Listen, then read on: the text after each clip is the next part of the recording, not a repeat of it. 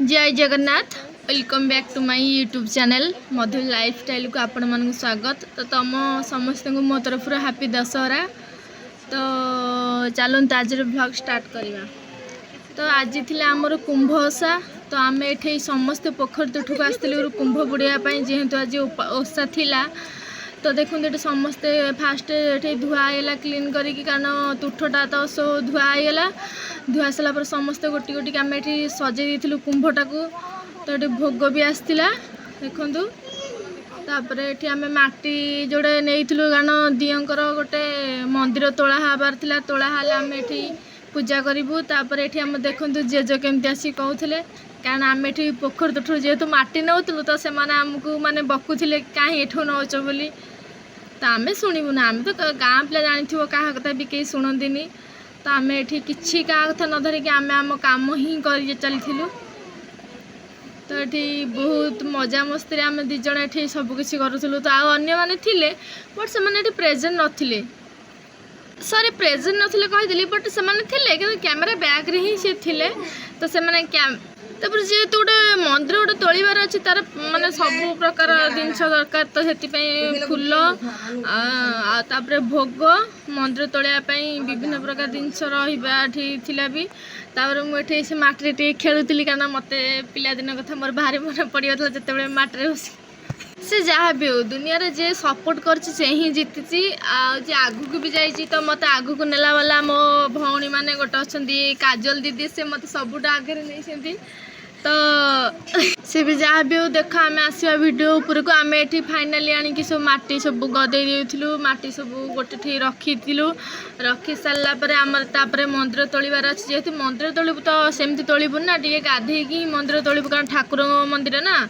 तो टे तोड़बार अच्छे। तो आम माने आम दिज ही जाइलु मंदिर जेहेतु आम दिज तोड़बू तो आम दिज ही जाइलु गाधेवाई। आउ पोखरी तुठ को आसिक गाधेबू ना यहाँ केमती हम।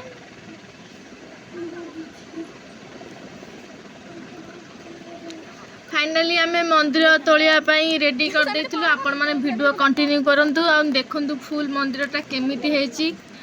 आ तुम गारे सब होची ना नहीं मते श्योर कमेंट रे जणातु।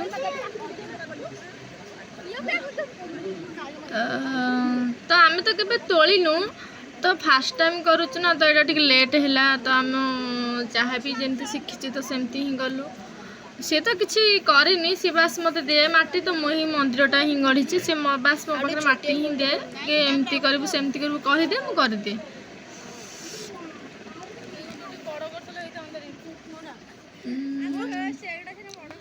तापर देखु फाइनल देखु मंदिर भी कंप्लीट हो गला। बास ताको फूल देके सजेबार थिला।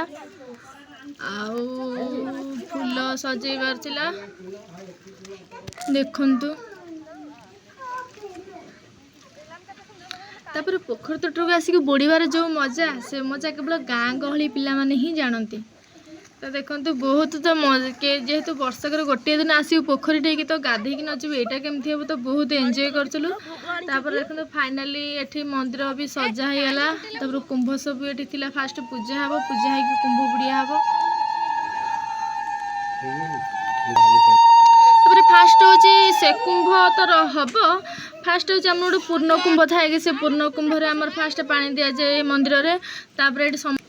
तापर आम ये समस्ते जाइलु पोखरी भितर को कुंभ बुड़ेलु। कुंभ बुड़े मुंड बुड़े कुंभ बुड़े गाधेले ही पानी दि जाए।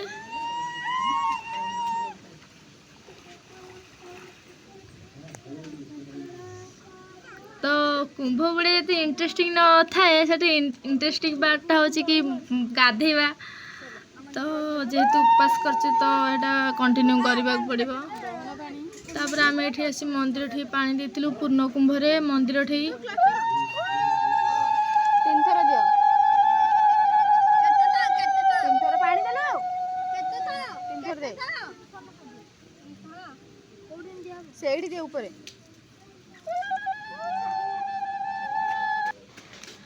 तापर फाइनाली घर को आसिक आम फ्रेश होगी चौरा ठेकी भोग नहीं आसलु कारण आम ये फास्ट भोग हबार था।